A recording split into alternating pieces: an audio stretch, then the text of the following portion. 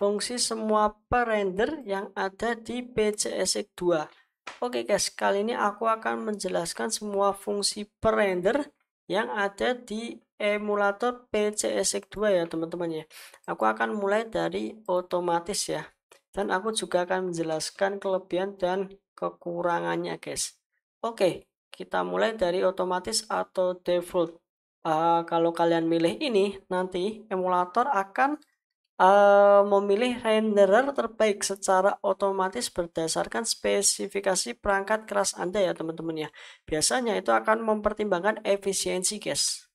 Lalu untuk kelebihannya itu tidak perlu pengaturan manual dan cocok untuk pengguna yang tidak terlalu paham teknis.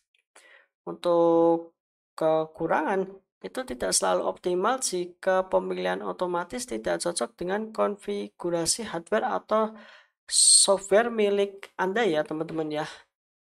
Lalu selanjutnya Directory D11.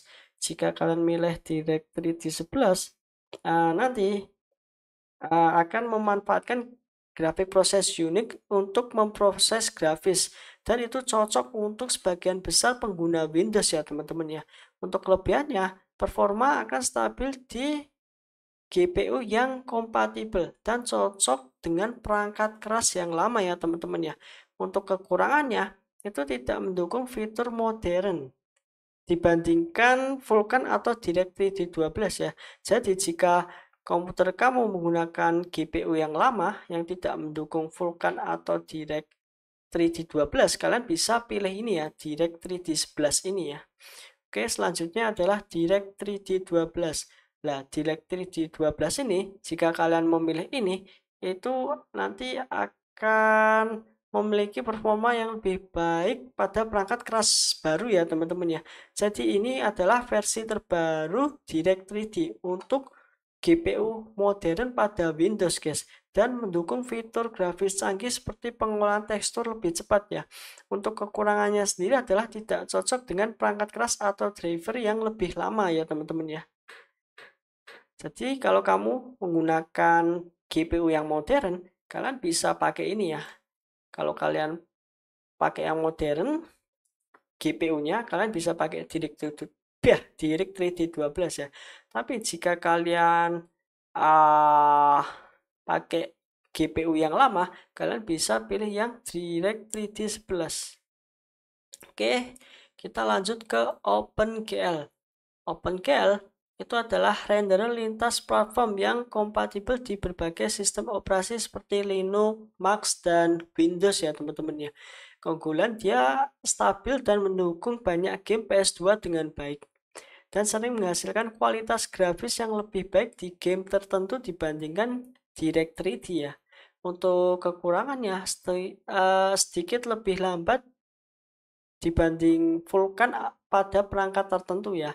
Dan kalian bisa menggunakan OpenGL jika kalian mengalami bug ketika kalian memilih renderer menggunakan DirectX D atau Vulkan ya teman-teman ya.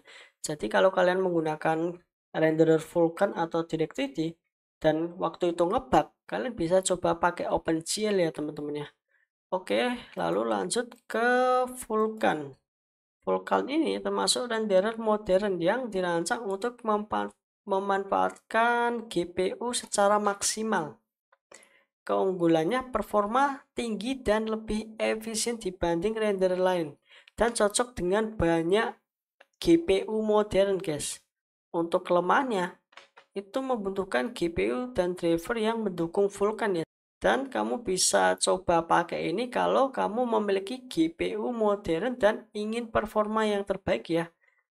Lalu kita ke software ya. Software ini memproses grafis menggunakan CPU ya, Central Process Unit ya.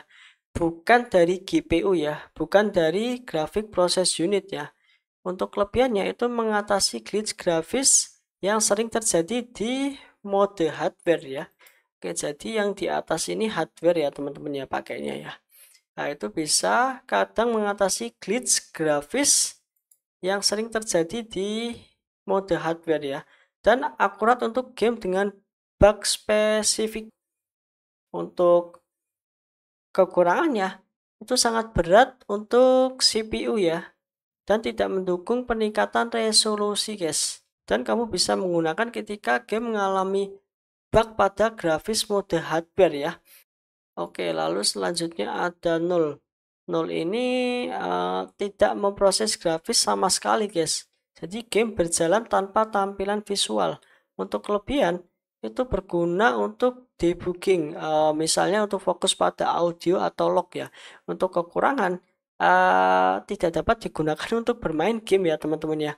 Dan kamu bisa gunakan 0 ketika kamu hanya ingin menjalankan game untuk tujuan pengujian atau pemrosesan lain ya teman-teman ya. Jadi untuk rekomendasi dari saya, jika kalian ingin performa optimal, kalian bisa coba Vulkan atau Direct 3D 12 ya teman-teman ya. Lalu untuk perangkat lama, kalian bisa coba pakai Render Direct 3D 11 dan OpenGL ya teman-teman ya.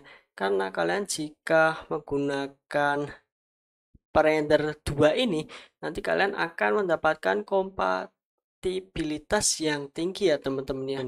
Dan untuk rekomendasi debugging atau untuk mencari masalah bug, bahkan kalian bisa coba pakai software renderer atau null renderer ya teman-teman ya. Oke guys, itu sekian penjelasan dari saya ya. Jika dari saya ada salah penjelasan, mohon koreksinya ya teman-teman ya.